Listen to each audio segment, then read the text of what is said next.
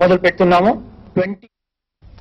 Inter first year ఫలితాల్లో Hyderabad Sri Medha junior college విద్యార్థులు సత్తా చాటారు. 500 మార్కులకు గాను 492 మార్కులు సాధించిన విద్యార్థులను శ్రీమేధ డైరెక్టర్ పవన్ అభినందించారు. విద్యార్థులు ఉపాధ్యాయుల కృషితో మంచి ఫలితాలు సాధించామని పవన్ తెలిపారు. 2014 రిజల్ట్స్ లో స్టేట్ టాపర్ గా నిలిచినందుకు చాలా సంతోషంగా ఉంది.